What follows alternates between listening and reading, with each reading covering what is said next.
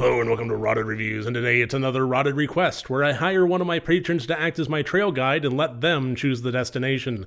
And today we're headed to the Dyatlov Pass, and the Sherpa that is guiding me there is Shifty. More specifically, the 2013 movie 𝗘𝗾𝘂𝗶𝗽𝗺𝗀 Pass, otherwise known as the Dyatlov Pass Incident. And when I asked Shifty why this movie, he said, "I don't want to influence your opinion, but the ending is something. I personally think there's quite a contrast between the first 2/3 of the film and the last 1/3.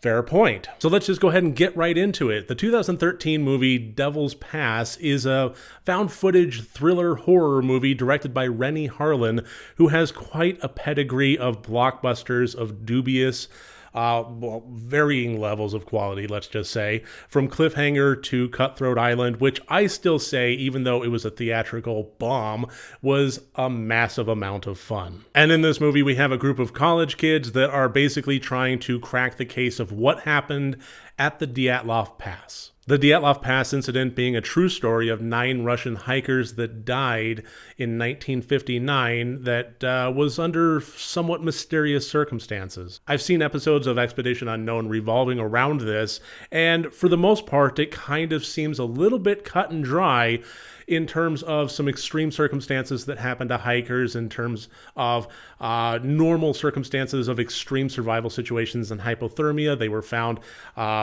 some ways away from their tent.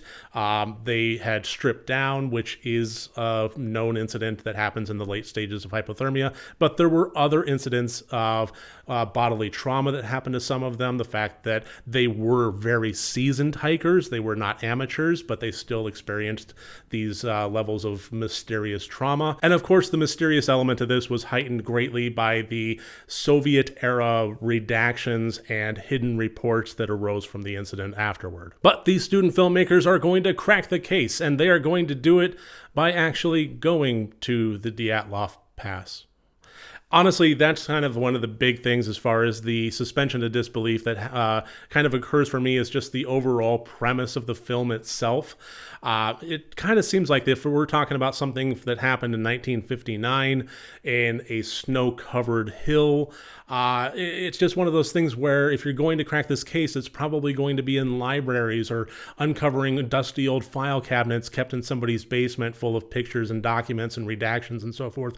It's not the kind of thing where you're going to go there, look at the snow, and find the hidden piece of evidence that has been lost for the last 50 years. But taking that disbelief and just putting it to the side for the moment, that's generally what they are going for. Along the way, they do find some people that kind of had some affiliation with the incident, and they interview them, but then they finally go out to the pass, and they do find more than they expected. Now, I'm going to keep this spoiler-free, but Shifty does mention the ending, and I am going to reference it in general terms. I'm not going to spoil anything, but I think that considering that this movie was chosen specifically because of the ending, I would be doing a disservice if I didn't at least try and address it. Now, I know there's a lot of people out there that aren't fans of found footage, and honestly, if you're one of them, there's nothing in this movie that's really going to change your mind.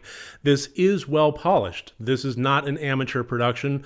Renny Harlan is an established name, and the movie really does kind of bring that level of polish out. This doesn't really engage in a whole lot of the common sins of found footage, especially the low-budget productions. So, high marks for it on that. I personally have no issue with found footage movies. I think that they are fantastic when they are done right. And even though I won't say that this is an epic movie, I will say that it is more than competent and slightly above average as a result. This did have a little bit more of a fun popcorn fare flavor rather than a true, really difficult horror movie. But even so, that entertainment value was welcomed by me. I've been seeing a lot of more difficult watches lately, so honestly, having a popcorn entertainment found footage, kind of almost throwaway film was honestly a breath of fresh air. All of the characters were presented well and performed well. All of them were pretty forgettable, but at the same time, none of them were so aggravating or annoying that I was wishing they would die. There were also a few key little background things that were happening throughout this film that I did love that were peppered in there.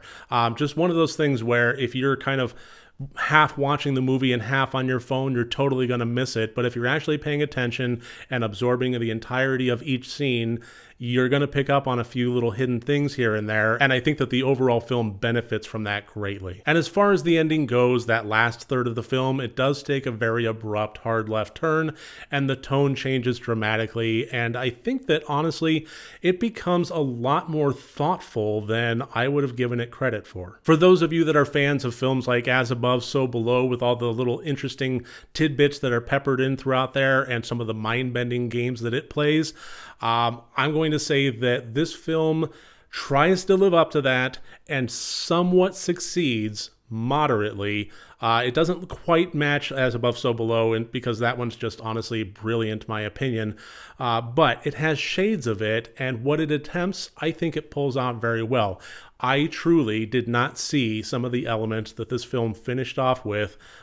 I didn't see them coming. And when they did unfold, I was kind of surprised I didn't see them coming. It was one of those things where they really did a good job of the setup and the lead up to that in a way that kind of put the overall truth of the ending into the shadows, only shining a light on them at the very end. Those kind of mechanics I truly do adore, and the fact that it came from this film that Shifty's right. In the first 2/3 of the film, it kind of goes along the lines of a fairly by-the-numbers, competent and entertaining found footage film, and then it kind of surprised me by incorporating those elements at the end. And to wrap up, just to kind of repeat, if you're not a fan of found footage, I would avoid this one. There's nothing in this that's really going to change your mind or influence you in any way. It's not going to rise above the perspective medium that it's going for. But if you do like found footage, this is one that I would say is almost required viewing. Not quite, but certainly one that I do recommend. So thank you, Shifty, for recommending the 2013 movie The Devil's Pass, or the Dyatlov Pass Incident,